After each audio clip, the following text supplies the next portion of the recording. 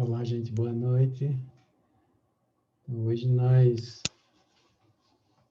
fecharemos o ciclo das cinco dimensões que servem de sustentação para pensar a multidimensionalidade da sustentabilidade.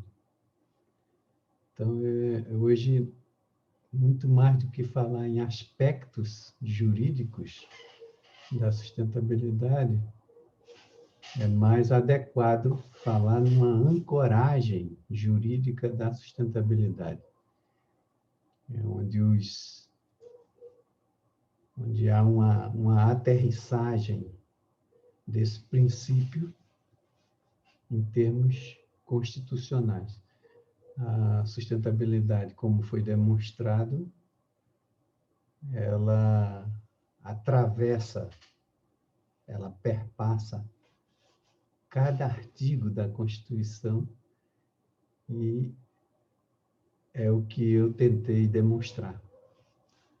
Então, vamos entender agora o que é que seria essa ancoragem. Na verdade, é uma síntese de todos os elementos que nós tratamos anteriormente. Primeiro, essa conceituação da sustentabilidade que deriva de toda essa discussão e que é apresentado aqui, vamos reiterar, né, como um princípio constitucional que determina com eficácia direta e imediata a responsabilidade, não somente do Estado, mas também da sociedade, pela concretização solidária do desenvolvimento material e imaterial. Aí vem os aspectos. Aí vale um comentário. Trata-se de uma responsabilidade associada ao Estado, mas também à sociedade. Então, sempre dentro dessa visão, dessa perspectiva integrada entre Estado e sociedade. Depois vem os aspectos, todos eles tratados anteriormente. A dimensão, ela precisa ser socialmente inclusivo, tá aí o aspecto social, durável e equânime. Ambientalmente limpo, remete ao aspecto ambiental, no sentido biofísico. Inovador, associa-se isso à questão da tecnologia, de tecnologias sempre menos abusivas em termos ambientais. Seriam inovações que não pusessem em risco ou que pusessem em risco numa menor proporção. Ético, remete ao aspecto ético, e eficiente, que a gente poderia acrescentar o prefixo ecoeficiente. Mas a eficiência remete sempre à dimensão econômica, mas a uma economia, não economia instrumental, como foi tratado na aula anterior, mas uma economia muito mais articulada, atrelada às outras dimensões, a dimensão social, ambiental, ética e jurídica, no intuito de assegurar, preferencialmente de modo preventivo e precavido, no presente e no futuro, o direito ao bem-estar. Então, aqui também uma discussão muito importante entre essa questão do presente e do futuro, que remete às gerações, porque se trata de um princípio que tem essa preocupação não apenas intrageracional, que é a geração presente, mas também intergeracional, que é a preocupação com as gerações futuras, mas uma preocupação em que garanta esse bem-estar, no mínimo o bem-estar que possamos garantir às gerações presentes. Então, esse é um conceito amplo, mas é exatamente esse conceito que atravessa toda a Constituição. Ele é transversal, por isso que é tomado como um princípio constitucional, fundante. Não faz sentido pensar em sustentabilidade também, levar em conta todos os outros aspectos que já foram apresentados, sem levar em conta o aspecto jurídico, para que se tenha instrumento para fazer valer isso. Essa é a importância central e fundamental do campo jurídico, que não pode se isentar dessa responsabilidade. No momento de aplicar, de fazer valer a lei, a norma que protege as gerações presentes e futuras, que garante os aspectos sociais, ambientais, econômicos, tem que sempre levar em conta essa dimensão, essa perspectiva, né? esse fundamento. Então, uma vez, esse conceito ele sintetiza toda a discussão que foi feita, porque ele contempla de forma integrada todos os aspectos, tudo que se pode pensar em termos de responsabilidade, não somente do Estado, da sociedade e dos indivíduos também. É uma corresponsabilização. Então, mais uma vez, a gente usa de forma didática essa separação aqui para uma boa compreensão do paradigma insustentável, em que esses aspectos que estão presentes, eles são sempre um obstáculo, porque, como eu expliquei no encontro anterior, a economia, uma determinada concepção de economia, ela predomina aqui. Então, é preciso entender que essa ancoragem jurídica da sustentabilidade, é óbvio que ela está inscrita num paradigma da sustentabilidade, como foi demonstrado. Então, o artigo 1º, que é o artigo que nos remete à discussão da ética, é o artigo fundante de toda a Constituição. Remete à questão da dignidade da pessoa humana, só que com o princípio da sustentabilidade, ele precisa ser alargado para além da dignidade da pessoa humana, alargado para pensar as formas de vida não humanas, todas as formas de vida. Então, a gente vai encontrar aqui uma necessidade de romper radicalmente com essa ética presente no paradigma insustentável, que é uma ética instrumental, utilitarista, calculativa. Essa ética que é uma ética muito mais complexa, muito mais ampla, que é a ética do cuidado. Então, passou a hora já do humano, do Homo sapiens, deixar de agir como se fosse um adolescente mal orientado. Né? É a hora do amadurecimento, da fase adulta, de entender a dignidade, que remete sempre à escolha, e de preferência a boa escolha. E a boa escolha, ela estará sempre orientada para pensar o bem-estar, não somente meu, mas também do outro. Quem que é esse outro? é o rio, é a floresta, é o outro ser humano que está do lado, que precisa também ter a sua condição de vida garantida. Então, essa dignidade, ela nunca vai olhar para esse outro como se fosse uma coisa. Porque sempre que se olha para o outro como se fosse uma coisa, age-se de forma violenta. A violência é exatamente isso. Quando a gente trata o outro, que é outra forma de vida, outra expressão de vida, como se fosse uma coisa, como se ela não tivesse importância para a minha própria sobrevivência, para o meu bem-estar.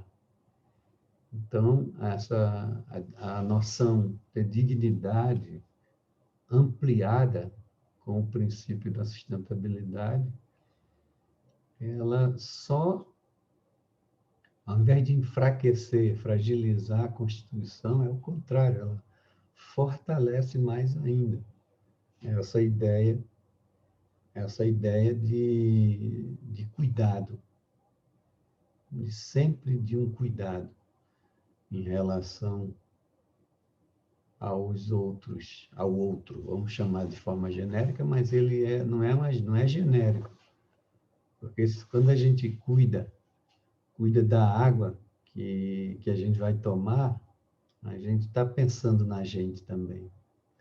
Quando a gente não envenena, a gente escolhe, ao invés de envenenar o que a gente vai vender para os outros só por uma questão monetária, a gente também pensa que se eu vendo saúde, ao invés de vender veneno, aquela pessoa vai ter condição de ter uma vida longa e, evidentemente, continuar comprando o que eu vendo para ele. Então, não é uma abstração isso, uma questão de uma ética do cuidado.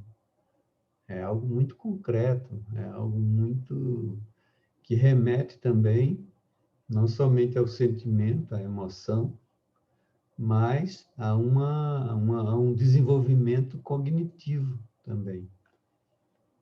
Não é porque você cuida do outro necessariamente porque é misericordioso, tem compaixão, não necessariamente. Isso é bom, são bons sentimentos associados à garantia do tecido social, ao fortalecimento do tecido social.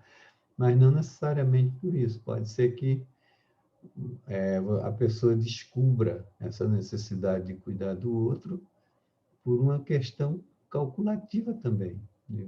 Se você destrói o outro, no longo prazo, você está destruindo a sua condição também, porque ninguém vive sozinho, ninguém é uma ilha. Bom, esse remédio é o primeiro, que talvez, seguramente, é o artigo que serve de eixo para toda a Constituição e para as constituições modernas, a partir da Segunda Guerra Mundial. A ideia da dignidade da pessoa humana. Só que é preciso ser alargada com o debate que vai acontecer a partir da Segunda Guerra Mundial, como eu também já demonstrei. Então, o segundo momento é o aspecto ambiental, que está ancorado no artigo 225. Todos têm direito ao meio ambiente ecologicamente equilibrado, bem de uso comum do povo e essencial à sadia qualidade de vida, impondo-se, mais uma vez, ao poder público, mas não só, à coletividade. E aqui aparece uma palavra muito interessante, o dever de defendê-lo e preservá-lo para o presente e para o futuro. Então, mais uma vez, trata-se de uma corresponsabilidade.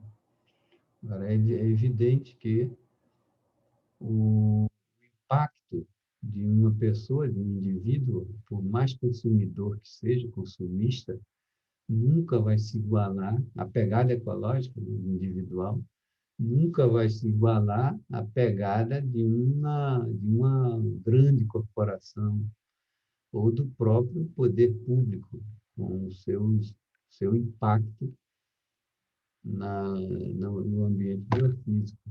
É óbvio que não. Mas a responsabilidade. Então a responsabilidade, evidentemente, maior em termos constitucionais, é óbvio que é dos administradores públicos. Eles têm uma responsabilidade maior, porque eles são representantes da coletividade. Então, em tese, as escolhas que o poder público precisa fazer, elas precisariam estar orientadas por essa ética aqui. Não por essa, mas por essa, para poder levar em conta de verdade isso. Agora, aí a gente vai ver mais adiante. Se a gente tem uma população educada significa tem consciência de que as ações dos administradores públicos, elas precisam ser controladas pela sociedade, pela coletividade. Então, tudo isso é um processo de desenvolvimento da cidadania. Então, é um conjunto. Se a gente tem um poder público que não leva em conta os clamores da coletividade, e a coletividade, por sua vez, entende, por má formação, né? Uma má formação política, entende que o poder público pode fazer o que quer, que, na verdade, está invertido. Né? Então, por má formação, porque essa ideia aqui do dever do poder público e da coletividade não está associada a isso, a um entendimento independente de partido e tal, mas um entendimento público, em que tem que existir representação pública, mas ela precisa estar sempre alinhada aos interesses da coletividade, não necessariamente, não de alguns grupos que se apropriam do poder público e privatizam o poder público. E, evidentemente, passa por cima desses aspectos ambientais. Então, esse é o aspecto político da sustentabilidade que a gente não tratou aqui. Mas ele também é inevitável, ele sempre estará presente aqui. Não existe nenhuma decisão que não passe pela decisão política, gostemos ou não, é isso. Né? Preço de combustível, preço de escola, tudo passa por decisão política e envolve interesse. Então, a nossa educação, quanto mais precária nesse sentido, menos compreensão a gente vai ter a respeito dessa peça aqui, desse ator aqui, esse agente público. Bom, então, o aspecto social, que remete ao artigo 3º e o 6º. O artigo 3º ele vai falar em garantia de desenvolvimento nacional, mas sempre um desenvolvimento que é muito mais largo do que a ideia de crescimento que domina aqui no paradigma insustentável. Que é a ideia de desenvolvimento, assim como a dignidade aqui, com a sustentabilidade, ela é alargada, o desenvolvimento ele é alargado, é um crescimento que é preciso continuar se produzindo riqueza, até por produção de alimentos, produção de condições de tecnologia, isso aí tem que existir. A questão não é essa, a questão é como que se dá, como que se faz esse desenvolvimento, em que condições. Então, esse é um desenvolvimento que pode ser muito mais lento, não precisa ser acelerado como as pessoas acham que tem que ser, um processo de acumulação, concentração, que é prejudicial, porque sem distribuição não resolve. Então, trata-se de um desenvolvimento de uma outra maneira de pensar as formas de produzir riqueza. Não é um pecado produzir riqueza. A questão é como que se produz e o segundo passo, como é que se distribui isso. Não adianta produzir riqueza de forma concentrada, que só alguns têm direito, têm acesso, e uma imensa maioria vive à deriva. Então, logo na sequência, a questão da erradicação da pobreza também é outra ancoragem sócio-jurídica da sustentabilidade, que é uma questão central. Não faz o menor sentido você falar em sustentabilidade se a gente tem uma distância enorme entre o grupo que ocupa a parte de cima da pirâmide e uma pirâmide de base larga, em que as pessoas vivem de maneira absolutamente improvisada e entregue ao próprio destino. Então, não faz sentido falar de... Pode-se falar, é óbvio, de discurso, né? Uma boa retórica, mas em termos práticos, isso é a negação da sustentabilidade. E outra, de novo, né? Mais uma vez, essa necessidade, não é que todo mundo pensar de maneira assim, todo mundo vai ganhar igual, é uma tolice achar isso. Na realidade, sempre vai existir diferença, mas a questão é a distância. Né? Você vai ter como eu demonstrei na aula passada, um processo intenso de concentração que só acentua isso. Então, infelizmente, esse é um desafio muito concreto, né? Na erradicação da pobreza.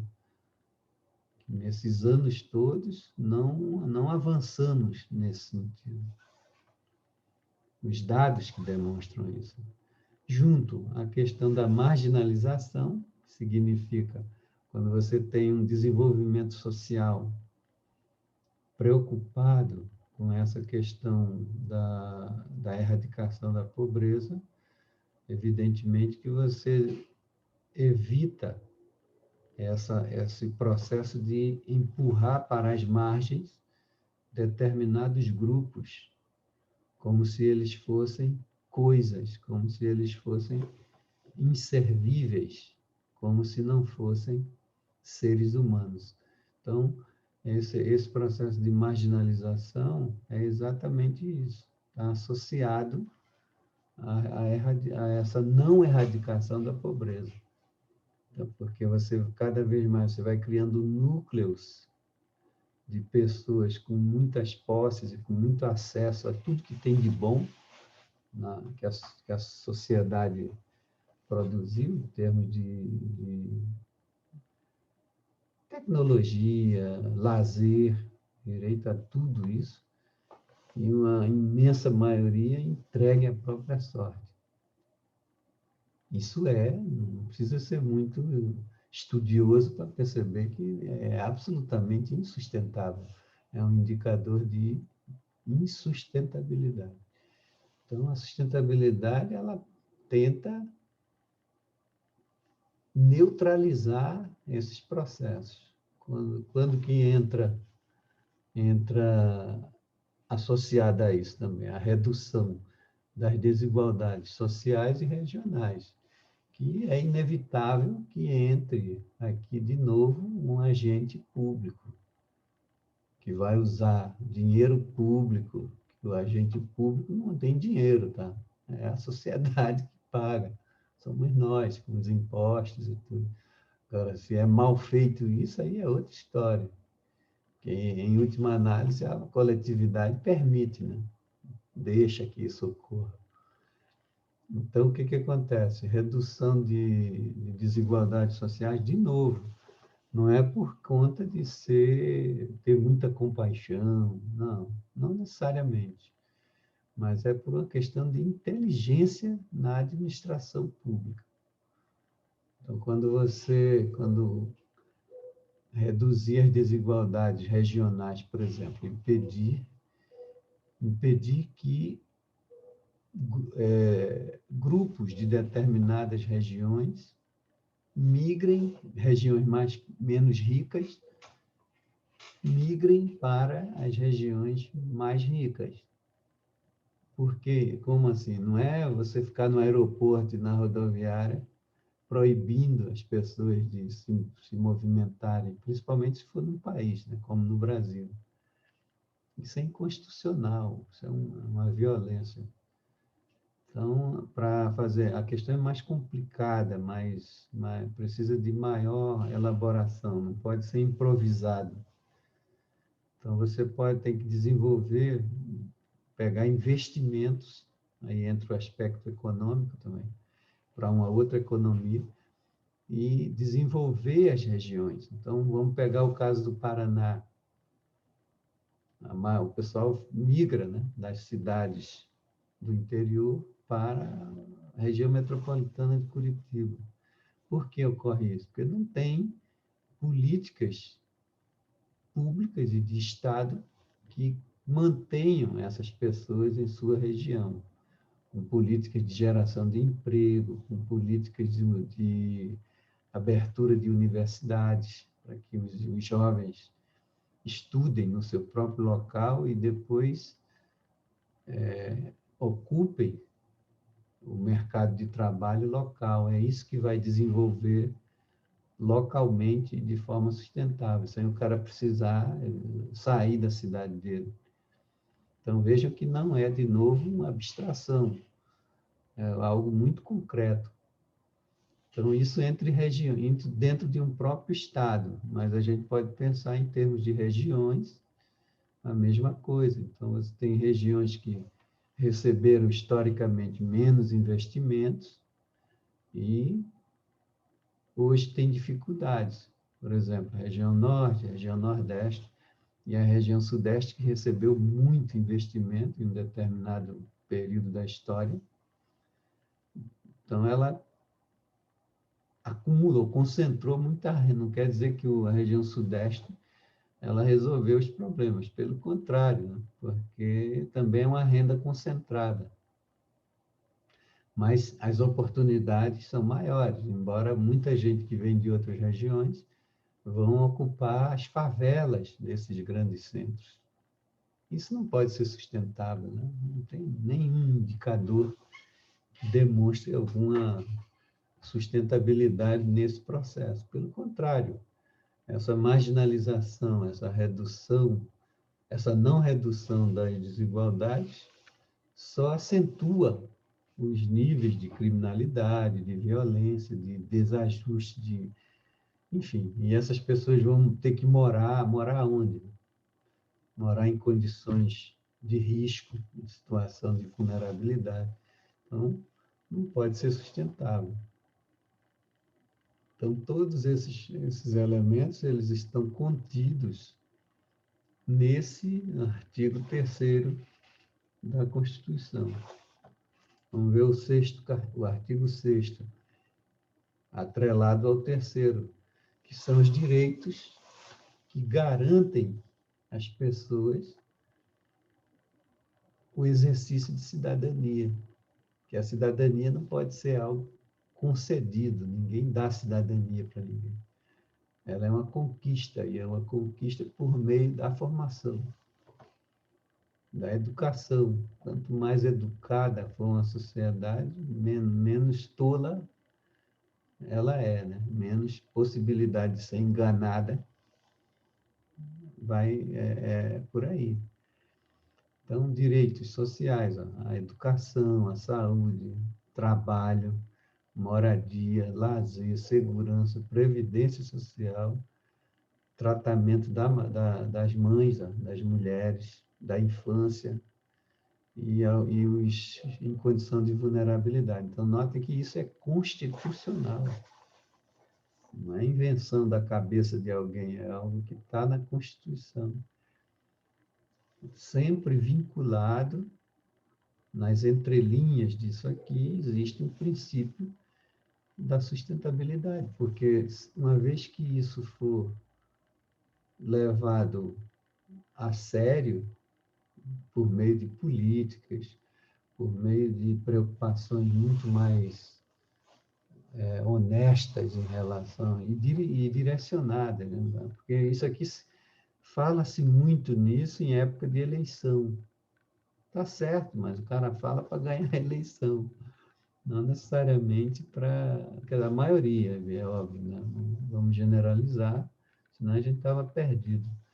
Mas aparece isso muito na período de eleição. Todo mundo fala disso aqui, mas não sai do papel, ou sai muito pouco. E esses direitos aqui são os direitos que permitem o que a gente chama de garantia do fortalecimento do tecido social.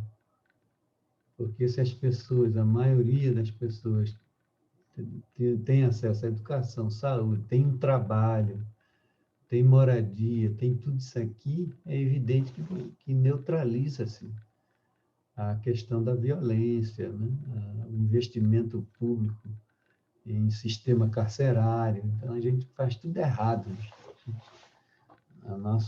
O nosso pensamento, ele remete sempre como se fosse um cachorro correndo atrás do rabo.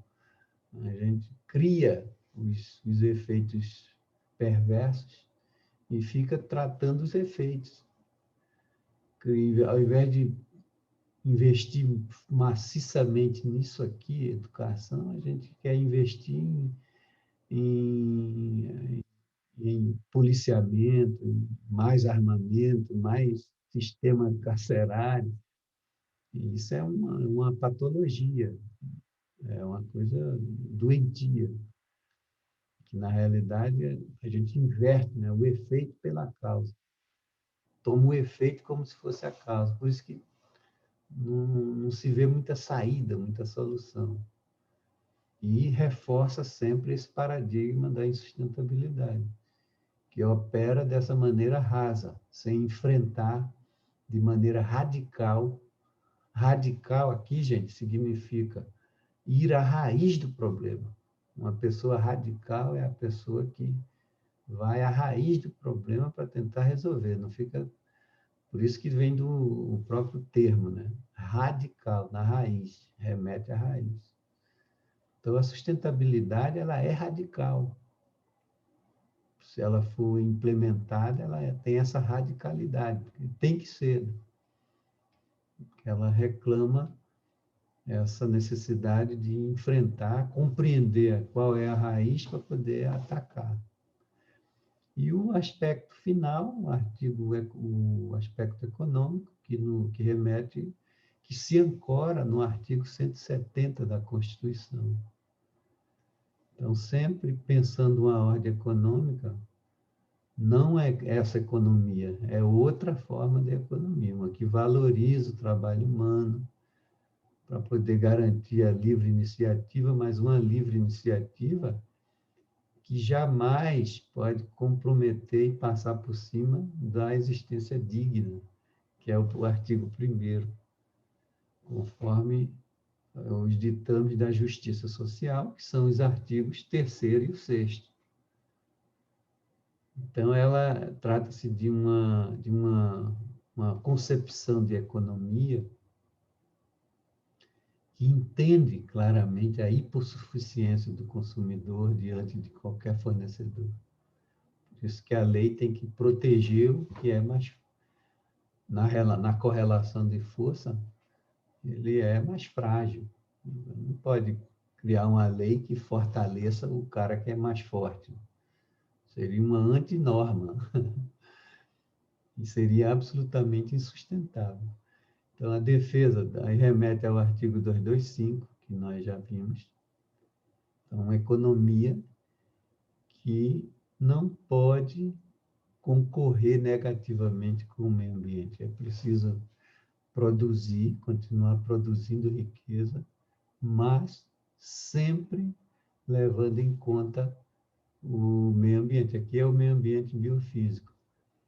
Então, eu lembro que nas aulas lá da primeira unidade, primeiro bimestre, eu apresentei a Política Nacional de Meio Ambiente, né, que é a primeira normativa de 81, é também uma normativa muito forte, um clássico. E ali apresentam todos os instrumentos de conservação do meio ambiente. Uma tentativa de frear esse paradigma aqui, que, na verdade, passa por cima. Ele toma o meio ambiente como se fosse um recurso ou um depósito de lixo. Um recurso para ser usado sem nenhum cuidado, e depois a geração do passivo ambiental, que é lixo e rejeito de toda a ordem, jogar em algum lugar, de preferência longe de quem produziu. Então, esse tipo de economia, ela segundo o artigo 170, ela é inconstitucional, porque fere, sim, não leva em conta toda essa preocupação aqui. Nem muito menos os direitos sociais, os direitos à saúde, enfim, não tem. Então, trata-se de uma outra economia, uma economia que está associada, não, só aqui a gente já percebe, ao artigo 1º, aos artigos 3º e 6º, ao artigo 225 e outros que tem na própria Constituição, que tem ligação com esse debate, com esse fundamento, né, da sustentabilidade. Então,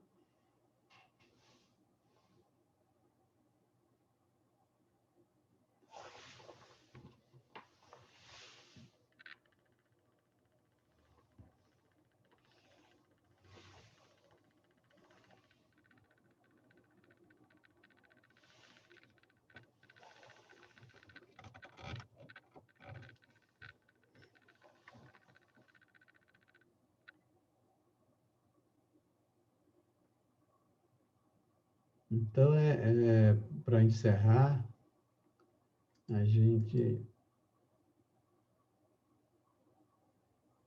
já partindo para o encerramento, com essa...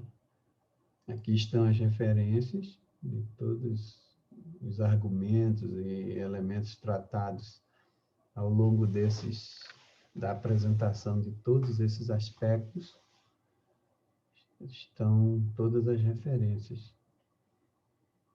A gente encerra por aqui encerramos por aqui esse ciclo. Na próxima aula eu vou comentar sobre o trabalho que vai ser apresentado, das orientações, porque na próxima tem alguém, acho que tem a Luana. Luana, você você chegou agora ou estava desde o começo? Pode escrever no chat ali.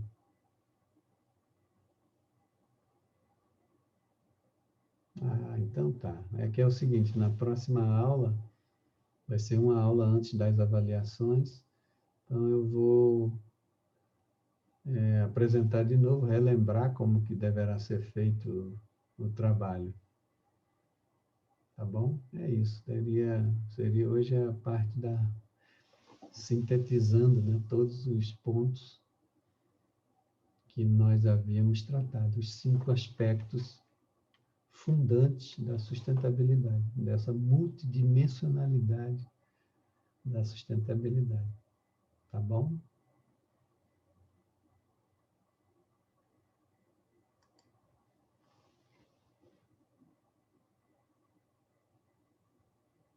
Ok, eu que agradeço, viu? Uma boa semana.